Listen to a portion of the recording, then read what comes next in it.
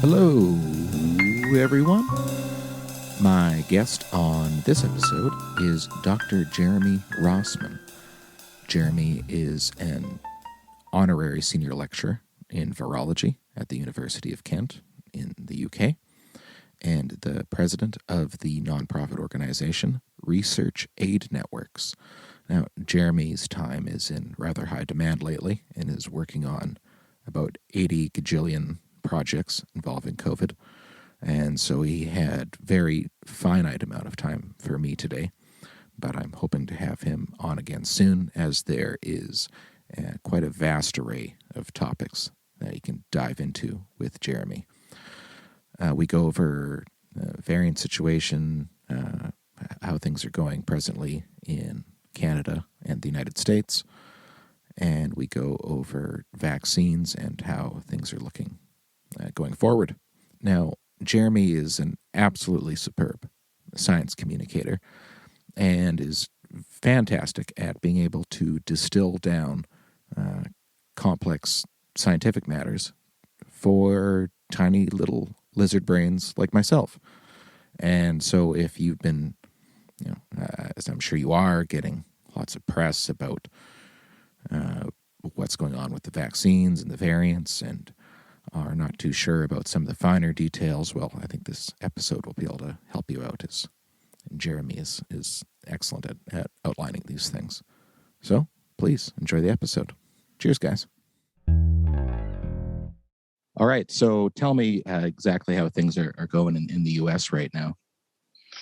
Well, in the U.S., it really varies from area to area. And I think this is probably true in most places of the world right now, where you will have some areas that are doing actually pretty decently. There are very few countries that are uniformly bad. You'll have pockets where we're seeing really strong transmission, where we're seeing increasing cases, where we're seeing more and more spread of either this B117 variant that is a little bit more transmissible, or some of the other variants that really seem to be starting to evade the immune response. But then you also have areas of the country that are doing relatively well, whether that's because they're perhaps a little bit more rural and don't have quite as much viral transmission, lower density of people, or because you have certain areas of the country that have been maintaining fairly good restrictions, have been really doing a good job communicating, and that's also been holding the virus in check a little. So it's varied, but overall, it's not great.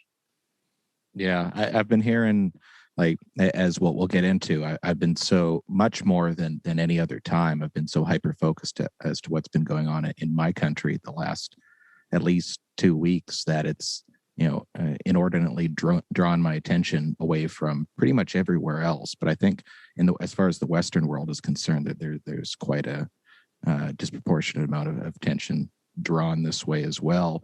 But I've been hearing that things haven't been going so well in Michigan, for instance. How are things looking there? Yeah, it's again, there are areas of Michigan that are doing decently, but there are a lot of areas that are seeing really strong virus transmission, really steeply increasing case numbers, and really steeply increasing case numbers with a lot of some of these variants. And the concern with the variants is both that some of the variants like B117 are spreading a little bit faster. They're a little bit more transmissible, and that just makes it a little bit more difficult to control. It doesn't mean that you can't control it. It just makes it a little bit more difficult. But at the same time, again, we're seeing slightly increasing numbers of the South African variant, of the Brazilian variant. I don't know how many cases, if any, we have of the Brazilian variant in Michigan right now. Most of this is being driven by the 117 variant. But the concern is the trajectory right now. In Michigan, you're seeing a very strong exponential increase in case numbers. And unless stronger action is taken really soon, this is going to be really leading to fairly significant illness, really taxing the hospital infrastructure in Michigan, causing fatalities, and of course, leading to many cases of long COVID in the state.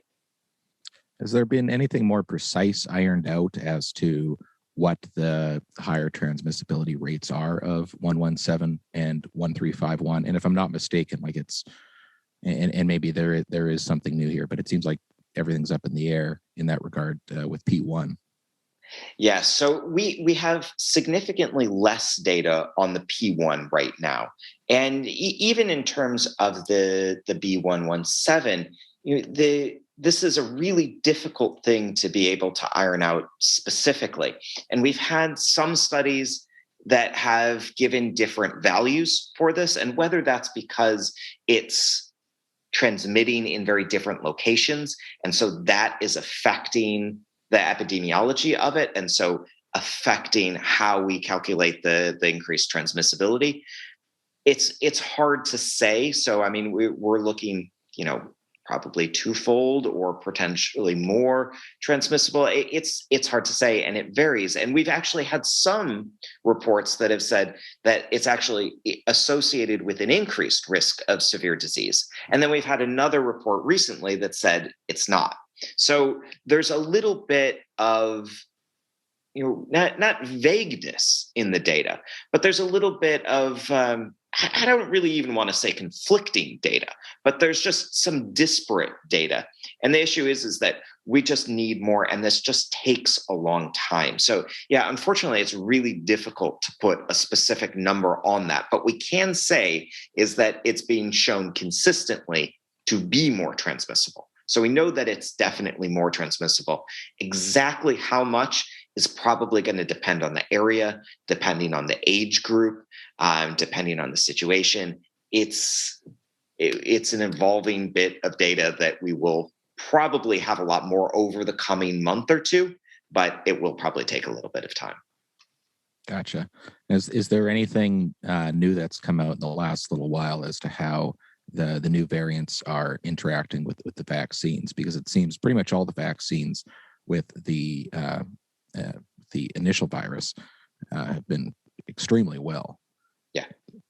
So what has it been? Is there anything new that's come out lately for how it's interacting with any of these new variants?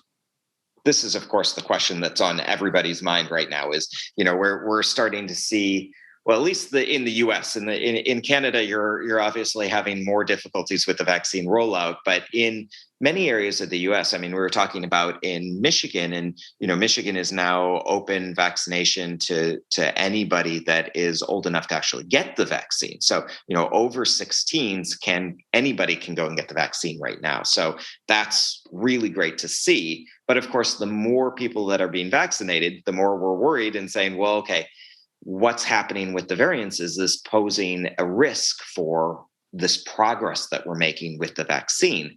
And the issue is, of course, yes, it's a risk, and we are, again, this is an evolving bit of data, and so we have some data, and we know that for the 117 variant, the vaccines are still really good. So the 117, which is really what's driving a lot of this transmission, especially in Michigan, is neutralized quite well by the vaccines. So there's not really a concern about that evading. Now, the Brazilian P1 variant, this was an unusual one because people were really concerned earlier on that this was going to be a very strong evader of the immune response. Whereas the South African variant, its thought was, yes, it can evade, but maybe not as strongly. But some of the recent data is actually saying that the South African variant and this E484K mutation within that is actually one of the strongest drivers of vaccine evasion.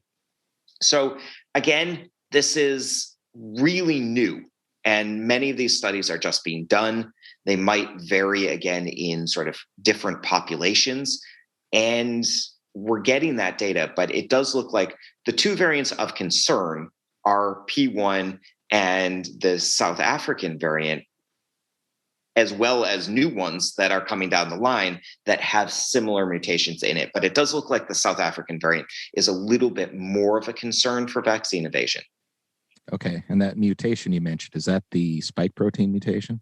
Yes. So it's actually a really good question to bring up because you need to explain it to dipshits like myself. So.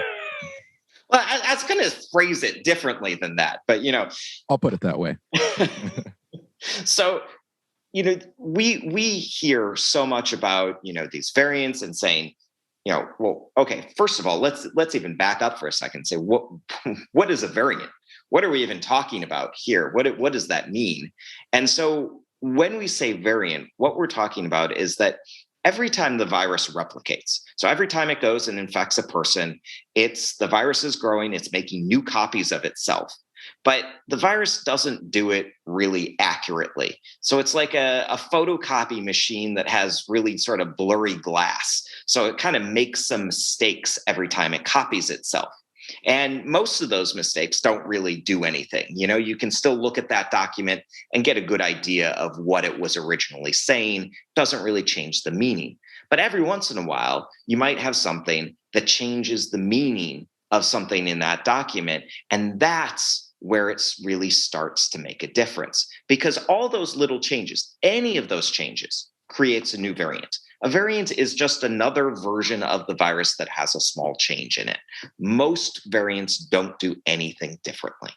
But occasionally, you get a variant that behaves a little differently, makes the virus act differently. And this is what you call the sort of variants of concern. Maybe they make the virus transmit a little bit better.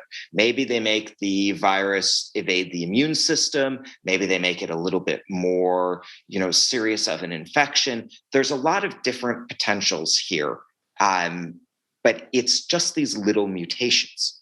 And so when we go and say, okay, we have, say, the South African variant, and we're talking about this E484K mutation within there. Well, this is one of those mutations that happened when the virus was growing and replicating. So there was a little mistake made when the virus copied itself, and that created this E484K mutation. But the virus is a fairly big thing. I mean, it's really small. Viruses are tiny, but this virus has a fairly large genome for most viruses. And so there are actually a lot of different proteins and a lot of different components within the virus that need to come together in order to make a new copy of the virus that can actually spread and infect people. And so we have different mutations. A variant can have multiple different mutations within it, multiple different changes. But most of what we're talking about here, especially with the vaccine and with transmission, are mutations in the spike protein. Because the spike protein is what's on the surface of the virus. It's like the outermost layer, and it's what allows the virus to attach to that ACE2 molecule on your cells and get into your cells. So it's that really functional bit on the outside of the virus. And so if you have little changes in that bit, it can make big differences at, say, how sticky the virus is, at how well it grabs onto your cells, or how well it interacts with antibodies. So if you have a little bit of a change on that sort of outermost area of the virus, well, that's what the antibodies bind to. And so a little bit of change, maybe the antibodies don't recognize it anymore. It just looks a little bit different to them. And that's what this 484K mutation is it's a little bit of change on the outside of the virus that affects how that antibody sees it. So it makes the virus look like something a little bit different. Gotcha. And now the idea going around as well with it being more transmissible is that and maybe this is to some degree inaccurate, that all these variants are also a lot more impactful on the host. Is that also the case? Or is it like also just fairly up in the air and hard to determine? Yeah, this is fairly up in the air and definitely hard to determine, especially because, an individual response to the same virus is going to be so different from person to person. And so we're looking at averages, we're trying to understand that. And with the B117 variant, there was some suggestion earlier on that it was associated with a greater risk of severe disease. And now there was some recent publications saying that no, actually it doesn't look like it is. So it's still ongoing, but it does seem like there's more virus in people that are infected with this variant. Maybe it also stays in the person a little bit longer so that a person might be more contagious for a little bit longer. Maybe there's a little bit more virus at each day during the course of the infection. So there's almost a little more virus to spread. These are things that we're sort of being looked at right now. We have a little bit of evidence that says maybe the duration of contagiousness is a little bit longer. Maybe there's a little bit more virus in people that have this variant. But again, this is really evolving, and we're sort of building that evidence right now. Gotcha. Now, let's say back in, I don't know, maybe February of 2020 or so, would have Jeremy Rossman then would have thought that the virus would have evolved this way, or what were sort of your anticipations early on as to how the virus might evolve over the course of the first year or whatever? Yeah, it's interesting because if I would absolutely never have predicted that we would be in the state that we're in right now. However, in terms but you mean in that regard, like more so like the political negligence and then the dire economic situation and all that, you mean? Yeah, the sort of, the fact that we're still fighting against, that cyclical nature of, reopening and shutting down, and what measures are we taking and what measures are we not taking? And, how difficult is it to get a test, and, is contact tracing work? All of that is utterly shocking that we are still in that state of affairs. But in terms of the variants and how they've changed and how they've evolved, this is actually fairly on point for sort of a reasonable guess. Now, the exact nature of it, nobody would ever predict because, we don't really know what way the virus is going to go. But this sort of pace of evolution, this makes sense because it's really dependent on two main things. So one side is how many mistakes the virus makes each time it copies itself. And so some viruses, like the flu, make a lot of mistakes. So, every time they make a new copy, they make a lot of mistakes, which means the virus can evolve and change really quickly. So, this is why every year we need a new flu vaccine, because the virus has just changed so much so fast. So flu's really good at that. But coronaviruses, the whole coronavirus family, but SARS-CoV-2 in particular, has this sort of error checking. So it's like it's making that photocopy of itself, but it takes a quick look before it presses that copy button and does a little bit of checking to make sure that it's good. And because of that, it mutates at a slower rate. And so it doesn't accumulate mutations. It doesn't make variants as fast as something like flu would. But that's one side. And the other side is, well, how many times has the virus replicated? And that's a matter of saying, well, how many people have been infected?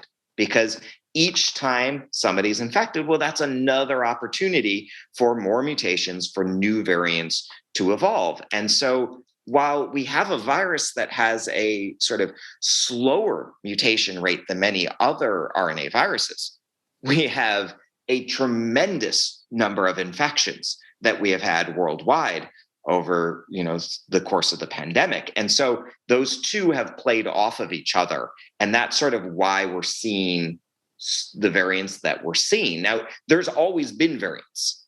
We're just talking about it a lot more because the variants are starting to really affect the course of the pandemic. But variants are not new. From the very beginning, there have always been variants. It's just that we're really paying attention to it now. And so that's how it's changed. Now, the other bit here is that we are seeing a lot more variants now that are starting to evade the immune system. And that also makes sense because there is now pressure on the virus. There's selective pressure because we have more and more people in the world that have some immunity to the virus because they've been infected. And then we have more and more people that are now getting vaccinated and starting to build immunity to the virus. And because of this, it means that there's a pressure on the virus to such that mutations that evade the immune system a little bit end up growing better and they end up spreading better. And so the more and more vaccine coverage you get, the more and more of these resistant variants we're probably going to see, which is, of course, why it's so important to both vaccinate and stop transmission at the same time, because they need to work together. Gotcha. And well, as far as worldwide infections are going, like they're really high. Like if you're maybe in, I don't know, Bristol or Tel Aviv, you might be thinking things are hunky dory, but overall there's a lot of transmission going on. So I guess a lot more mutation to come down the road, or I guess happening at this very moment. What are some possibilities that you see as far as the next courses of mutation? So there's a likely answer, and then there's a whole range of hypothetical possibilities. So the likely answer is that, given this increase in vaccine coverage and people that have been infected, we're probably going to see more and more variants that are resistant to the vaccine at some level. That doesn't mean the vaccines are going to stop working. That doesn't mean we're going to get variants that completely escape, but it just means we're probably going to see more and more with some of these key mutations like E484K. We've already seen versions of B117 with E484K. And so you're probably going to see plays where you get some elements of one variant and some elements of another. And we're going to probably see more and more of these. But that's specifically for that immune evasion side. In terms of other effects, well, it's very possible that we'll see another variant that is more transmissible, something like B117, but maybe the next version of it. That's entirely possible. We might see one that makes the disease course a little bit more severe or people more at risk. Or conversely, it might actually make the disease course more mild. There might be more asymptomatic transmission of the virus. That's absolutely possible too. It probably wouldn't go towards the side of the infectious period being shorter, because that's not really advantageous to the virus. You're sort of thinking about it in the way of, mutations can do anything, but it's what happens to the virus when it starts to spread after it. So if the mutation is beneficial for the virus, then it starts to spread, and that's when we might get these variants of concern. And so anything that is like, it spreads better from person to person, or a person, it has a longer duration of being contagious, those kind of things are really good. But asymptomatic transmission can be incredibly affected. So it's not necessarily in the virus's best interest to cause disease. So, it's entirely possible that the disease will get more mild, but it's also entirely possible that the disease gets worse and that helps the virus spread. So it's a lot of hand waving here, because it really could be anything, which is why we really need to make sure we're minimizing those risks, but also being really good at doing the surveillance to see what is coming down the pipe, what we are looking at, coming next. Gotcha. Yeah, because like my idea before this pandemic years ago was that generally it's not in the evolutionary interest of a virus to be too fatal, because then that's going to impede its ability to continue to transmit. So is there a reasonably higher ceiling for the virus to go to kill more people that get infected, to the point where it's not really inflicting with its ability to keep transmitting? Not necessarily. There are so many different strategies, and strategies is a, way too intentional of a term here, of course. Right. It's not like the virus has a drawing board and it's getting together and they're planning out their next route of evolution. Thankfully, hopefully not. At least not. I haven't been invited to those meetings, so I'm not sure there. But no, there is this sort of, every virus seems to do it differently. And, in some cases, that's causing basically no symptoms. So people don't really know, and the virus spreads very effectively. Sometimes causing symptoms actually helps the virus spread better. The standard sort of coughing and sneezing that is associated with flu transmission. That's a great example. Sometimes viruses do cause very severe disease, and that can also facilitate transmission. So Ebola virus is a great example. It causes incredibly severe disease, and all the sort of hemorrhage and bleeding that goes with the disease course actually facilitates that transmission. So there's not necessarily any one route or any really, unfortunately, good way to predict what is going to be, what happens next. But it tends to be very unlikely that we're going to go from sort of a respiratory virus to, a virus that causes all sorts of hemorrhage. We're not talking about we're going to dramatically change the virus or how it causes disease. We're looking at more subtle changes. Subtle changes in transmission, subtle changes in vaccine evasion, subtle changes in the disease course, either on a more mild or more severe course. It doesn't tend to be big dramatic changes. We're not going to change this virus into something else. Well, that's good to know. I hope. I'm really now that I say that, it's. But no, it shouldn't. It's because all of these mutations tend to be small. And so it's this slow, stepwise change. Okay, gotcha. Now, one thing I've been wanting to ask you, and I'll frame it this way, but I think before I'll note that I think you and I are both exactly on the completely the same page, that if anybody has any chance at all at any point to get a vaccine, to do so immediately, regardless of which vaccine it is. I'm sure you completely agree with that. I mean, the vaccines, we have very good vaccines, and there's this perception in some places it's not like this at all, but there's this perception in some places that COVID is a mild disease, and that it's really, if you're not elderly or having pre-existing health conditions, that it's not a really very severe disease, that you're not really at risk. And so there's that sort of argument of saying, well, if I'm not at risk, even if the vaccines are quite safe and effective, why would I even bother taking that dedicated risk? And, the issue is that actually COVID is a very severe disease. Some people have very mild infections, and, that is very common for, healthy young adults.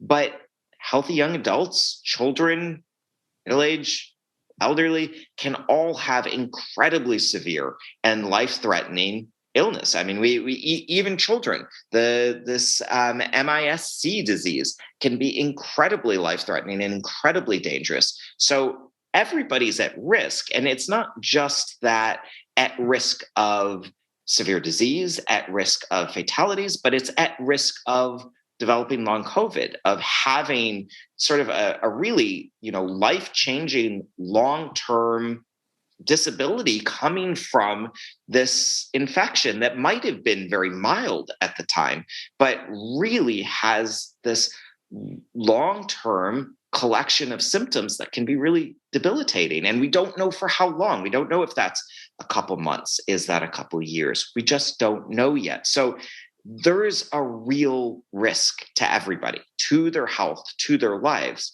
And so the vaccines are incredibly good at protecting people from severe COVID, at protecting people from dying from COVID. They're fabulous at that. They're also really good at reducing virus transmission. We know that. And we don't know yet, but it looks very promising that the vaccines will probably be good at also reducing the risk of long COVID. So that is incredibly good. But of course, we hear all these stories about vaccines, especially now, specifically Johnson & Johnson and AstraZeneca and the issues with blood clotting, and people are worried. And that's all right. It's fine to have concerns about the vaccines and to get information and evaluate it. But it's important to remember that, yes, we are now seeing a very small risk of blood clotting disorders in a very small percentage of people that get the Johnson and Johnson or the AstraZeneca vaccine. But the risk of that is so far, far less than what we're seeing in risks of COVID, whether that's risks of severe disease, whether that's risks of fatalities, or whether that's risks of long COVID. There is a wide difference in risk here. Now, that doesn't mean that we shouldn't be approaching these vaccines with caution, that we shouldn't be doing all of this research and evaluation. And in some cases, potentially saying, right, we're going to hold off on Johnson & Johnson for a little bit right now while we evaluate who's really at risk and what we can do about that, and sort of prioritize Pfizer and Moderna for a little while, because this is an ongoing process. And this is actually, I view this as a really strong statement of vaccine safety, is that we are continually evaluating them. And when we see any signs that something might not be quite right, we're really taking the time to do that investigation to make sure people are going to be safe. So yes, I'm a very strong supporter of vaccination. I think the risks of COVID are too significant to ignore, but also having the information, being well informed about the vaccines, and being able to make your own choice based on the information that's available is really important. Now that's going to sidetrack me from the question that I had, but I have a few more questions from that. Actually a point before I get to this question now, on this blood clotting issue, from what I've been, looking at it since there was worry with AstraZeneca. Now J&J is the big, issue or purported issue. And everything I've seen is the risk is not just small, it's infinitesimal. And it's something I've seen lately is, and this seems off, but even if it is off, it gives a perspective that the risk of blood clotting from infection. Now, the number I've seen over the last couple of days is 16%. That acute symptoms or like all infections? That seems high. Yeah, so I'm not. I'm actually not sure what the specific number is in terms of risks of acute blood clotting disorders, but I mean, it is far higher than what we're seeing in terms of the vaccines, because for Johnson and Johnson, we're looking at about a 1 in a million event. For AstraZeneca, we're looking at a little bit higher, but it's still incredibly rare. And when you look at that, this is exactly what I was meaning, is that risk, even on the exact same thing, on the risk of a clotting disorder, if you get the infection, your risk of a clotting disorder is far greater than the risks of a clotting disorder with the Johnson & Johnson or AstraZeneca vaccine. But of course, this is somebody's decision. They're saying, I'm actively going to go out. I'm going to choose to do this.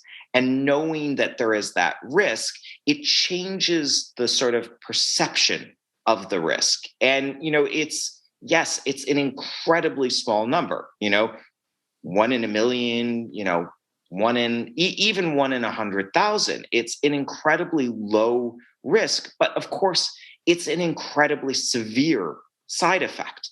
And so, that's important. And this is why, we're doing all of that evaluation, because even a very low risk of an incredibly serious side effect is really important to make sure that we really understand what's going on, to say, what are the underlying conditions? Are there underlying conditions that are predisposing this very small subset of the population to get that? And what are the markers for this happening, so that we could treat it and identify it earlier, so that people aren't at risk of dying from this?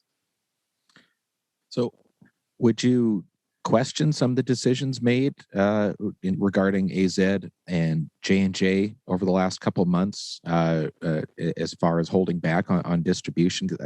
I think, if one would take the position extremely critical of regulatory bodies holding back, like, this, how many people have died, like what your risk is of dying from COVID. Like so many governments have spent more or more than they have since the war, and this has been going on for so long. It is there much justification for holding back as some people have with distributing AZ and J&J? Yeah, I mean, this is a really difficult question because I think the answer is both yes and no. Is that I think there have been some instances where, specifically with AstraZeneca, where it's been held back in certain countries and certain regions as sort of a knee-jerk reaction that, we saw something we don't understand and we're going to take this dramatic action right away. Whereas, this sort of what's happened with Johnson & Johnson and what's been happening sort of more gradually overall with AstraZeneca and the sort of the data coming out of Europe right now, it's a little bit different when we're saying, okay, look, we have these cases, we've seen that it is correlated with the vaccine. Now, once you determine that in fact it is correlated, then holding back a little bit and making sure that you're doing the research and evaluation to ensure that you know what's going on, that's one side. And I think that that's very reasonable to do. On the other side, there were some very early events in Europe where there was a report of a blood clot or, this handful of, anecdotal stories that led to some governments taking very strong actions, halting AstraZeneca's supplies before there was any real data that we knew that it was actually correlated with the vaccines. And so that was a little bit extreme. And I think that caused some damage. Whereas, because the issue here is that we need to be working based on the data, because if we're just doing a gut reaction, then we're not going to be making the best medical decisions here. So we need to be evaluating the data and we need to wait and say, is it correlated? Okay, so now we know it's correlated. So let's slow down on that a little bit so that we can actually make sure we understand why it's correlated and we understand in whom it's correlated and we understand what we can do about that. Now, it might be a slightly different story if those were the only vaccines that we had and that there was, runaway virus infections. We didn't really have any other measures to control the spread. And, we only had these two adenovirus vectored vaccines. But we have two other, we have Moderna and we have Pfizer. They're very good vaccines and don't seem to have these correlated effects. So we do have other vaccines. And of course, we have other measures, masks, physical distancing, ventilation, avoiding confined indoor spaces. We have a lot of things that we can do also. And so it makes sense to be a little bit prudent while we still have other tools to use, especially because we need to be looking beyond just right now. We need to be looking beyond saying, okay, well, what's happening and what do we need like these 2 weeks ahead of time, and say, what's going to happen 2 months, 4 months, 6 months down the line. And one of those really important considerations is, of course, trust. And so, if you're making these knee-jerk reactions about the vaccine, then people are going to be a little bit concerned, because what is that decision based upon? Why should they trust that decision if there's not the data to back it up? And by the same token, if you have the data to say that it is correlated with these severe adverse effects, even in a low percentage of people, and you're not doing the sort of due diligence to understand that better, then of course that's going to damage trust too. So we need to be making sure that people have vaccines that are effective, that are safe, and that they also trust. And that's a lot of research, but it's also a lot of communication and being open and transparent about what we know and how we're making decisions. Yeah, there's definitely been too much breakdown of trust over time, and that there's just too many people having too many divergent opinions. That is just not. And this applies to masks too, which you mentioned before. There's not enough consolidation around proper health measures in moving forward on top of vaccines. So we don't need any more dispersion amongst people on this very important issue. Now, what I was going to ask, I'm just trying to see differences between the vaccines. Let's say you had a vaccine butler come into your room and has a nice sterling silver tray with all the vaccines on it. You even have Sputnik and what are the Sinopharm and Sinovax? Is that it? And actually many others too. Yeah, those are some of the most common ones. Okay, and the others I don't know about. So which one would you take? So it's a funny question because on one side there's a real sort of issue with that you already mentioned, which is right now the best vaccine is the vaccine that you can get because right. We're in a fairly a lot of areas are in really rapidly escalating cases. And, there's a real risk to people. And so making sure that you are protected from severe disease, from fatal disease, from, potentially even from long COVID, and also helping to slow the spread of the pandemic. I mean, this is a really strong argument for saying, great, well, what vaccine can I get? What's the first vaccine on the tray? I'll take that one and then we'll pass it down. So that's one thing. But of course, I'm mentioning transparency. And I think that it's incredibly important that we are open and transparent. And the perception that all the vaccines are the same, no, the vaccines are not all the same. Of course, they're not. We have some, we see different numbers for all the vaccines. The Pfizer and Moderna vaccines, we see efficacy data that say they're 94 to 95% effective. Whereas Johnson & Johnson and AstraZeneca, this goes down significantly. So we can't directly compare those numbers. They're very different clinical trials. They're not directly comparable. So it's not as simple as just saying, okay, here's the ranked order of how good the vaccines are, because there's a lot more nuance and there's a lot more detail of how they were studied. But that being said, we do have data that says, for instance, Pfizer and Moderna are very good vaccines that are incredibly effective at reducing virus transmission, at preventing severe and fatal COVID disease. The other vaccines are also very good, but these do seem to be slightly more effective, and it is what it is. That doesn't mean that AstraZeneca or Johnson & Johnson is a bad vaccine. That doesn't mean that Sputnik is a bad vaccine.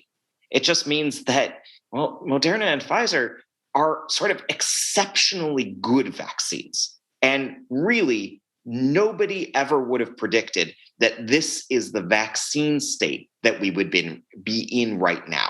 Nobody ever thought that the vaccines would work this well and we would have this many that worked this well. Because if you had asked, you had said, what was I thinking back, this time last year? And if you had asked me like this time last year, what did I think would be, with the vaccines? I would say, I just really hope we have at least one vaccine that has greater than 60% efficacy. If we had had, between all the different vaccines, if we even had the lowest efficacy vaccine, I would have said, yeah, well, this is great. This is a huge thing. I'm so happy we have a vaccine that works. And now we have so many choices. We are so replete with these different options. Now, we need to make sure we get them to people. We're not replete in the level that, we have enough vaccine, that we have good equitable distribution. But in terms of options of vaccines that work, we have done unbelievably well. And so it does skew the perception a little bit to say that, Pfizer and Moderna are so exceptionally good, because without those, we would be saying, wow, AstraZeneca is such a fabulous vaccine. Before today, was there any chance that we were going to get any Sputnik vaccines in our neck of the woods? Probably not anytime soon. It's hypothetically possible over the long run, but again, this is also a big matter of trust, because the Sputnik vaccine, and actually the sort of Chinese vaccines for the same in the same sort of process, were all started to be used in the population before they had that really solid phase 3 clinical trial data that you really need to say that the vaccine is both safe and effective in a large number of people. And so because of that, there's that sort of real fear and concern that these we don't have all that data. Now we're getting better data on Sputnik, and it is looking better and better. But that doesn't mean that that was an okay decision to start using it before we had the data. It's just saying that, well, okay, so maybe now this might be a decent thing to start using. So it would still have to go through the whole regulatory process. They would still have to apply for its use in the US, and it's not clear at all if that's going to happen. It looks like there's a lot more of sort of Sputnik and some of the different Chinese vaccines going to a lot of countries that don't have access to things like Moderna or Pfizer or Johnson & Johnson, which is a really big problem because there's a disproportionate holding of vaccine doses in a very small number of countries. So even within the US and Canada, we're doing fairly poor on equitable vaccine distribution. But globally, we're doing incredibly poor at equitable vaccine distribution. And this is going to be a real problem. Yeah, you're going to have to go soon. And I'm going to have you back on, because I think we're going to have to talk about all the specifics about, what could be done differently to deal with the inequitable international distribution, and, not, and, the specific, because I think there have to be specifics. You'd have to look at, like, age demographics in these different countries. It wouldn't just be, each country gets, X proportion of vaccines based on population or something like that. And as well, and then all the logistic issues. But, it's so, like, if you take between, Britain and the United States, the amount of vaccines they're getting, and you compare it to, take your pick, Burkina Faso, it's just, it's massive. So we're going to have to go over that another time, but I'll have you tootle quickly across the lakes.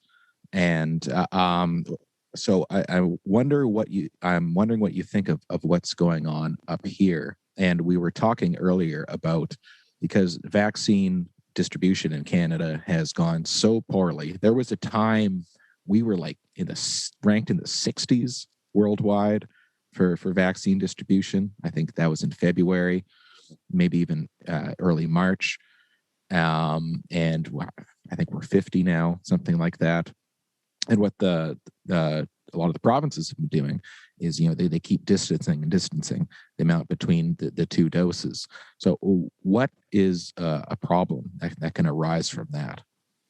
Yeah, it's a really important point. But also, just to sort of touch back on your last point, is we definitely need to talk more, or possibly even do a second episode here, because when you start talking about globally, you really need to be thinking much further down the line.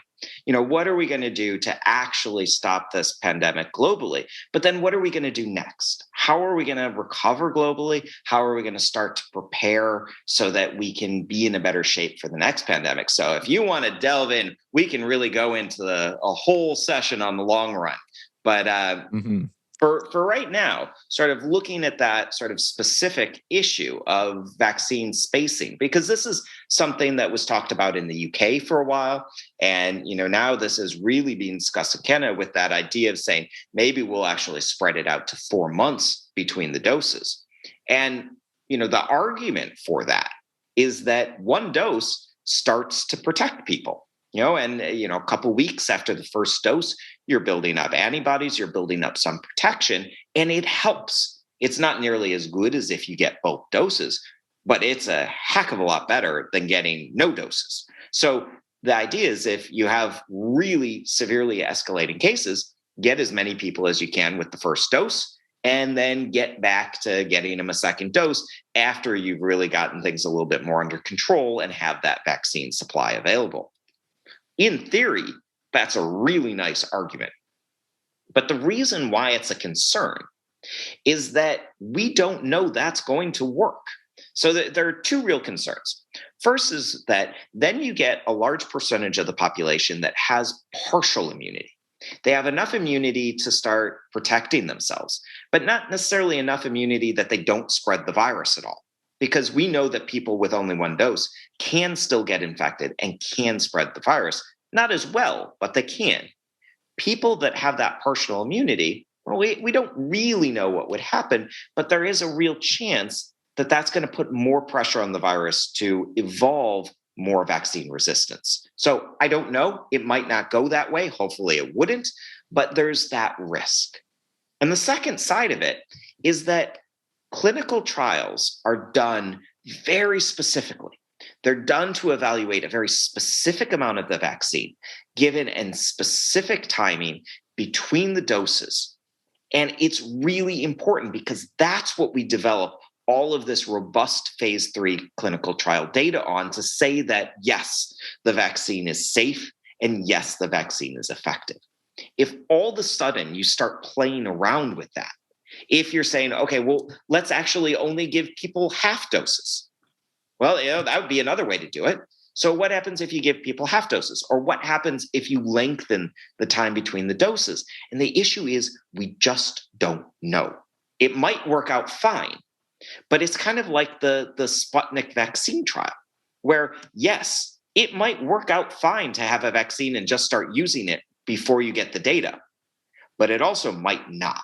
And that's a real risk. And so the concern is, of course, well, first of all, we don't know if you only get one dose of the vaccine, is that antibody level, is that immunity going to last 4 months?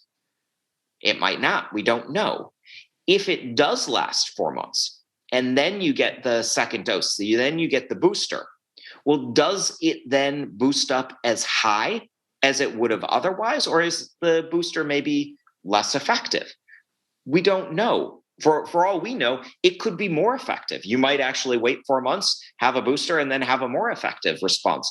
But the issue is we just don't know. So we're taking a big chance without the data to know what the effect is going to be. And that's really dangerous.